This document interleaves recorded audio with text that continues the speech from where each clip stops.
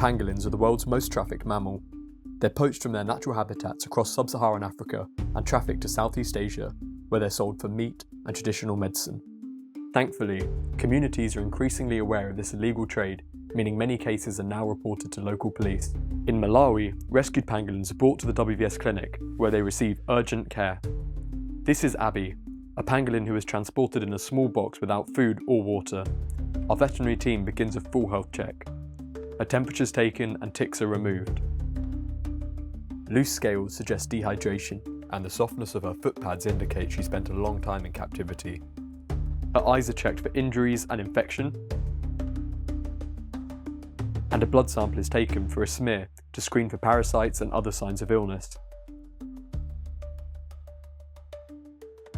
To rehydrate her, intravenous fluids are given, along with medication to support her recovery.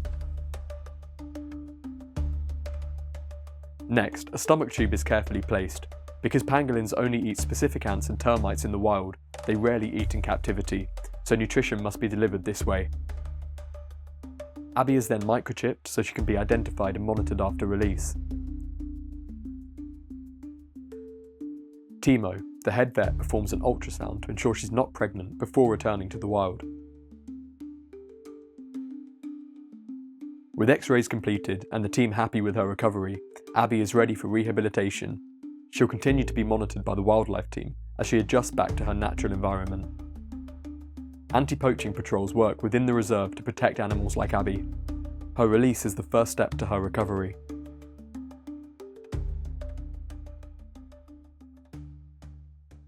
Once the Blantyre team has treated the pangolin, we then need to ensure that the pangolin is able to survive in the wild on its own. We find that the best way to do this is by bringing it down to Majeti and releasing it into the wild. First, we put a tag on it so that we can track it in a reliable way, and we then undertake monitoring for a number of months post-release.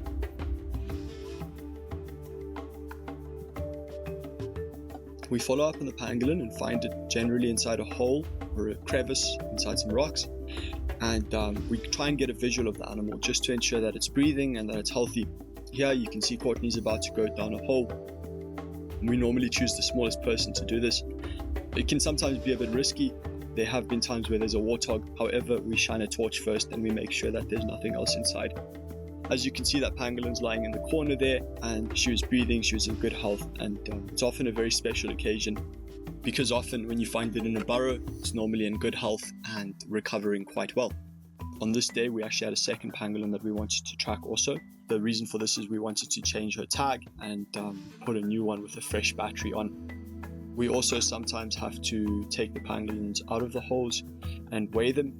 We understand that this causes stress. However, to ensure that we understand fully what is happening to the pangolin, we need to do this just to get a good gauge of their health. As for the logistics behind all of this, we generally try and release the pangolins in a central location in the park in order to allow them to choose the direction in which they will travel. They generally find a home range within 2 weeks and settle into that home range.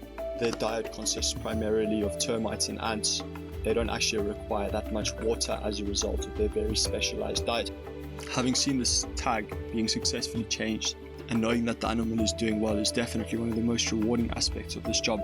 And from the team that helps treat the pangolin initially in Blantyre all the way through to us, when we finally remove the tag off an animal like this after a couple of months of rehabilitation, knowing that it will be alive and well in Majeti in a safe haven for pangolins is truly a great feeling.